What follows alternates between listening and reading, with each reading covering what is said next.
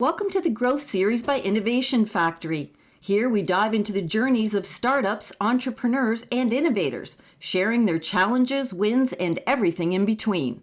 Tune in as we hear from founders who've secured investment, scaled their businesses, and made game-changing exits. Whether you're just starting out or looking to take that next big step, we're here to inspire and guide you on your path to success. Today you're listening to... Hi, I'm Steve McBride, the CEO of Weever.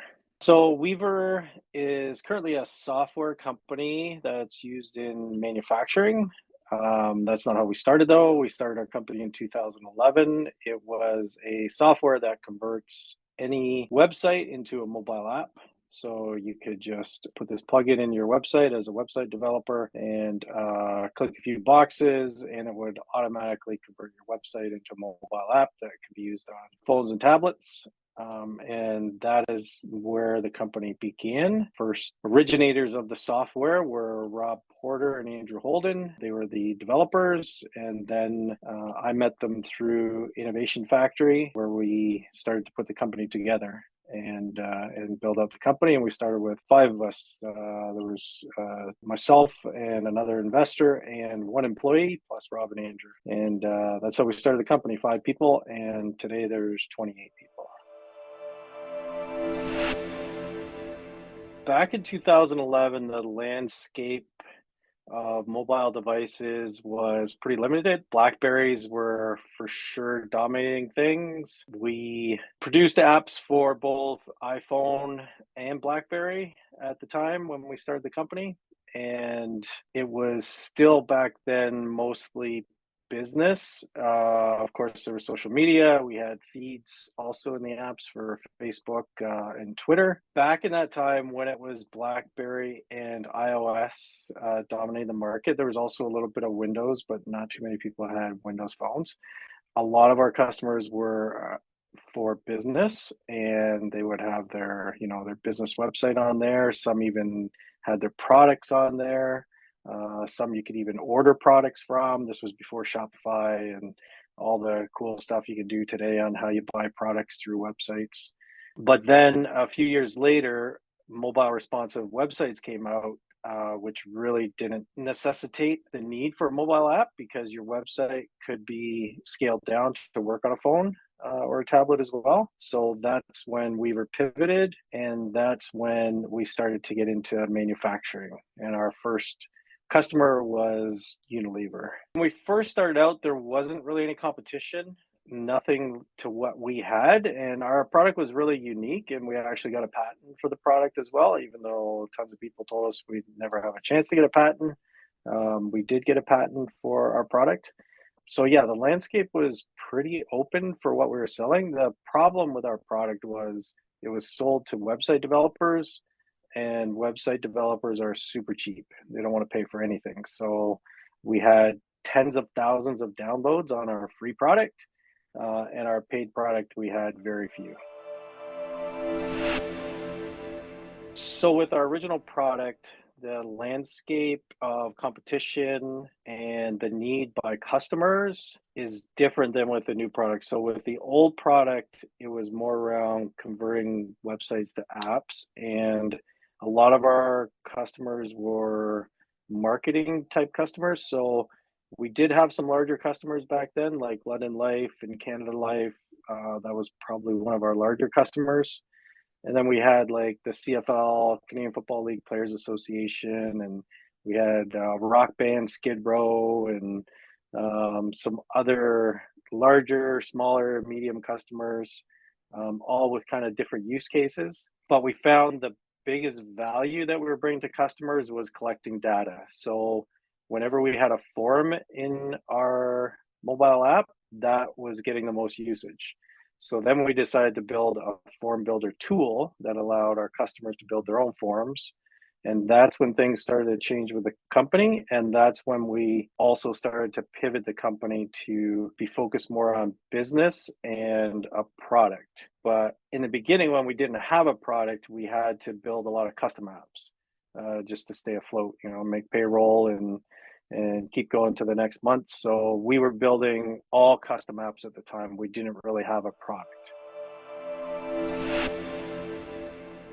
Going back to when I started the company, the job that I left was probably the best job I've ever had in my life. I was making fantastic money. It was super solid. I had a great boss. I made my own hours. I traveled all over North America. It was a great job. To make that transition to starting my own business, I always had a business on the side, so I wanted to start my own business. And when I made the transition, did I have doubt? So yes and no. For sure, I was worried about like how long it would take to make money, and if I would have paychecks all the time. But just from my past experience, I had so much confidence in myself that like, I knew I'd just figure it out, and even when, we couldn't make payroll some weeks, and I had to explain to employees that, "Hey, can you wait an extra week or 2 weeks before you get paid?" And, there was a lot of ups and downs where money came in and then money went out, and then there was none left, and, all during that time, it was for sure super tough and stressful, and, but I always had this feeling like I'd figure it out, and we always somehow did. So I know there's, a lot of companies that just run out of time to figure it out. Payroll's too big and there's just not enough time to figure it out. So be very careful on what your expenses are when you're starting a company and don't try and grow too fast. Otherwise, you're going to put a lot of stress on yourself and all the people working for you as well. So, yeah, but I think that is really my answer to that is yes, I was super stressed, but I did always think that I would figure it out. So as far as Innovation Factory, how they've supported us over the years and the challenges they've helped us with, we started with Innovation Factory really right in the beginning because they helped put the company together. So originally, I read an article in the Spectator about Rob and Andrew and this technology they developed, and then I contacted them. They put me in touch with Innovation Factory. Innovation Factory helped put the deal together and put our company together. So the original investment and put the company together as a corporation. So really, they were key to get the company started, and then throughout the journey, always there for introductions and advice on different things, even if it's like contracts and helping us get introduced to legal and bookkeepers and finance and so on. So we started our company in July 2011, and 2 months later, we were in the Lions Lair and we won the first Lions Lair. So from the winning of the first Lions Lair, we won. Gowlings was one of them. So we won funds with Gowlings, and we used those funds to pay for our patent. And then we also won something with KPMG, and they started to be our accountant. And today, 13 years later, KPMG is still our accountant, and Gowlings is still our lawyer. So really key in making those connections right from the beginning.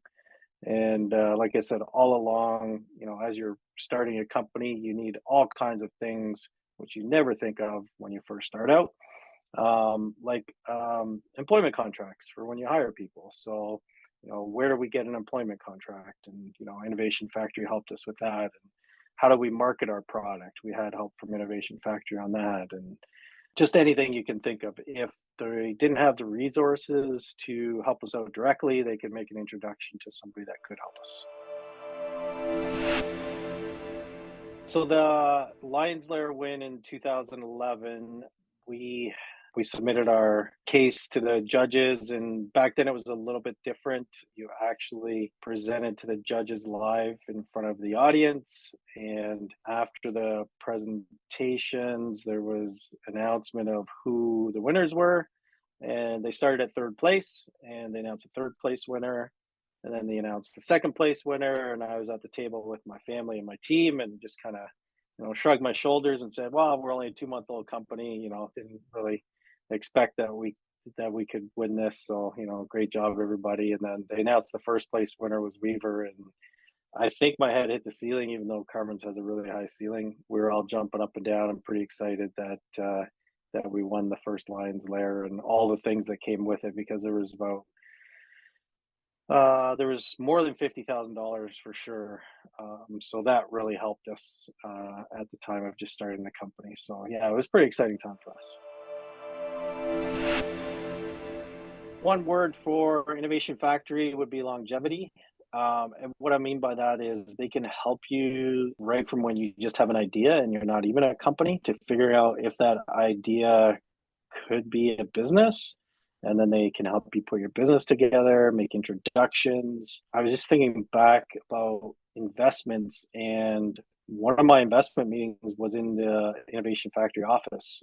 Green Sky Capital was in the building meeting for something else, and Greg, who's the CEO of Green Sky, met with me, and we went through the meeting. And he said, "Okay, yeah, I like your pitch. We'll move on to the next step." And I'm like, "So what is the next step? And like, what are my chances?" He's like, "Well, we meet with." Last year, he said we met with 950 companies and we invested in 11. Like, wow, that's small odds. And he says, "Yeah, but you've already met with me, so now you're down. Your odds are even better." And I was like, "Okay, great." So they ended up investing in us a few months after that, actually. So, but that was at Innovation Office as well. Another introduction from Dave Carter from Innovation Factory. So, all through the business growth process, there's something that Innovation Factory can help with. And even today, I still talk to Dave. We still meet regular, talk about business and how he can help us, how I can help them. And I recently did a series at IF on sales and this podcast and some other events as well. So it's coming full circle now where I can also give back a little bit. So that's why I say longevity. There's resources for all stages of the business. So, why is our company in Hamilton? This could be an hour, 2 hour podcast if I tell you all the reasons. But the main reason is I was born and bred in Hamilton. In fact, I'm just planning our family reunion. We not really a reunion, but our anniversary. Our family's been in Hamilton next year for when the anniversary is going to be 200 years. So our family came to Hamilton in 1825, and we've been here ever since. So we've got some pretty good history in the city. My great grandfather was a barber on King Street. There used to be McBride's barber shop there back in the early 1900s. My grandfather played for the Hamilton Tigers. My father was a Canadian record holder in track, and his three other teammates, they ran the 4x400. So, yeah, long family ties in the city. I grew up on East Mountain. I really grew up on the escarpment, like up and down the escarpment all day long. Me and my buddies down to Gage Park and back up. And I know probably every trail in Hamilton for sure. So if anybody wants any advice on great hiking trails, I'm your guy for sure. But yeah, we all of our employees are in Hamilton. We've hired a few people. We don't have developers in other countries and things like that. Everybody is Hamilton based. We do have a couple employees. One's in Niagara and a couple people in Toronto, but otherwise everybody's in Hamilton and then one employee in the UK. So it's great to have people into the office. We're a fully remote company now, but we do have every once in a while on Fridays, people just started coming into the office.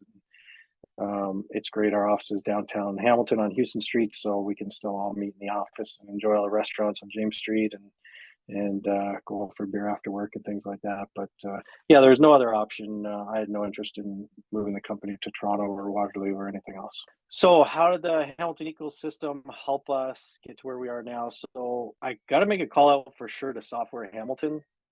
Software Hamilton has helped us hire a lot of developers over the years.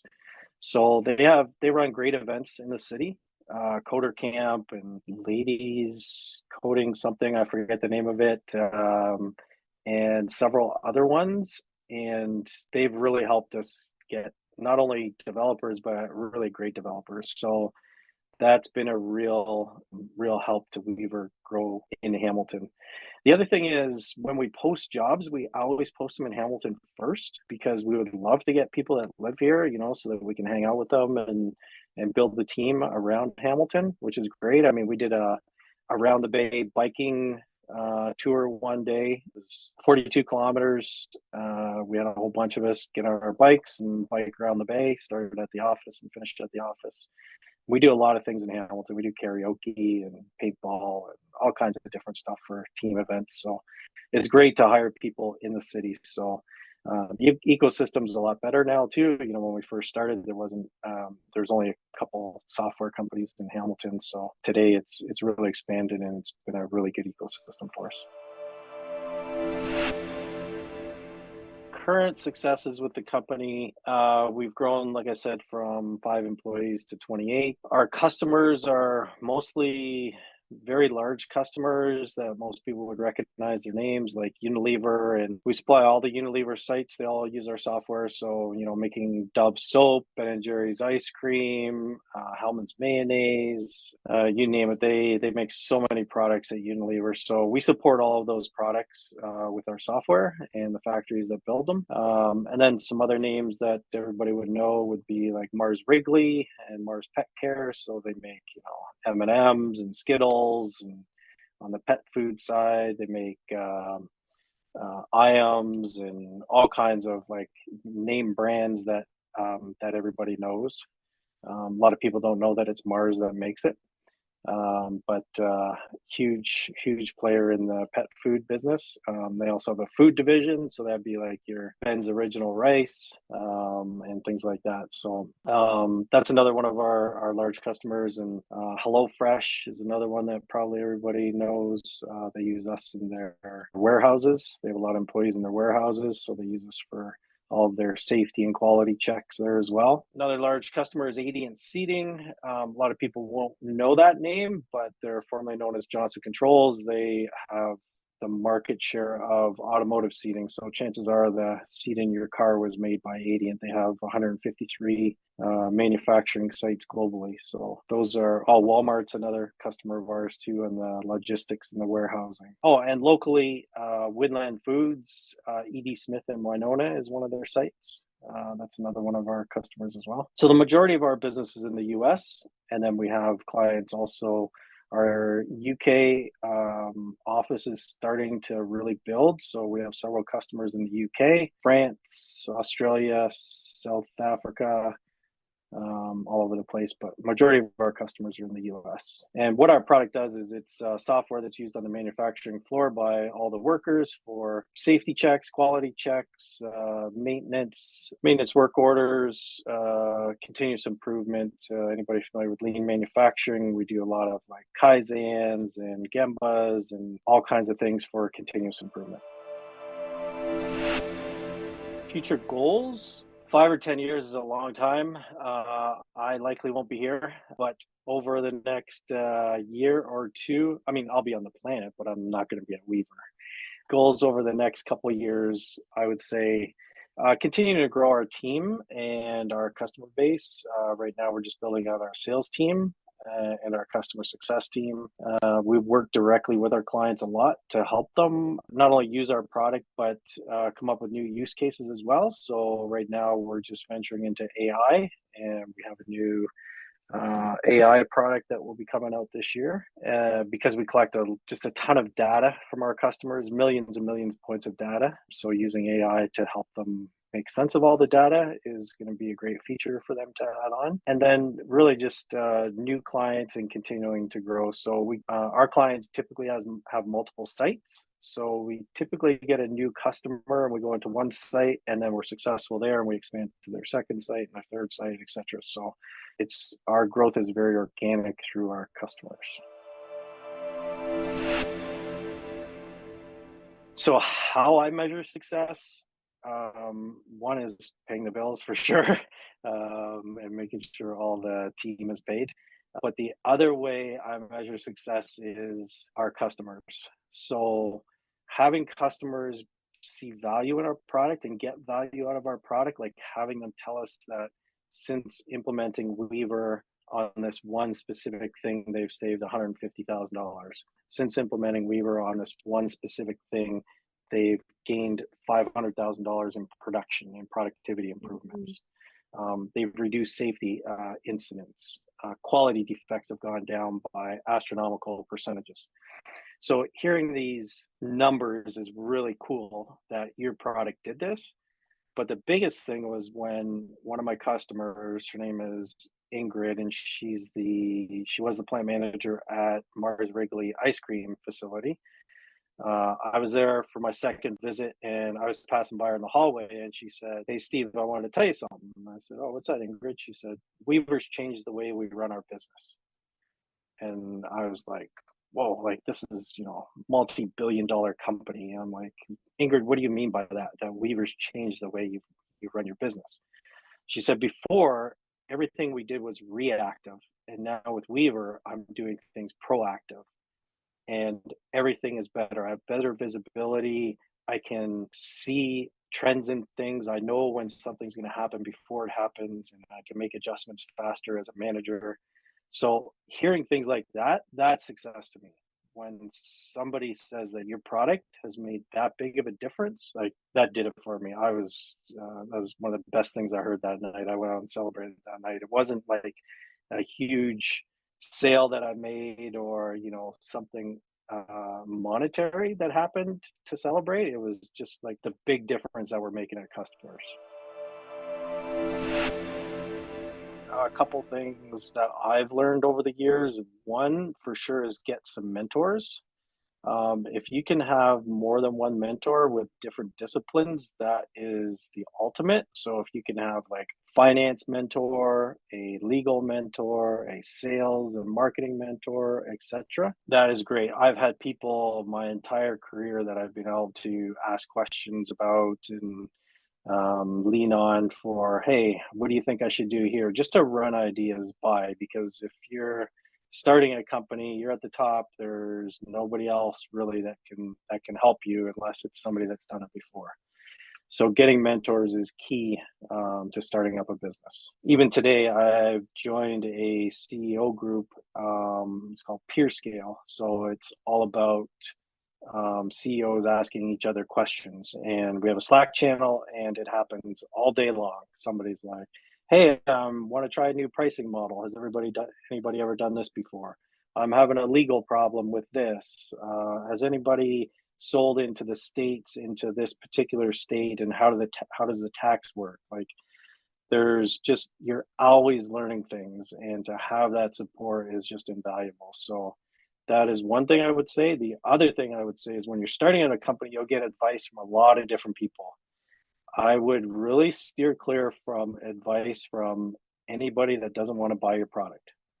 So if you have somebody that says, "Hey, you should add this feature," or "You should do this to your product," if they're not going to pay you for it, then that advice isn't as solid as somebody that is actually going to pay you for it. So whenever you can get a customer to pay you for something, that's the road to go down.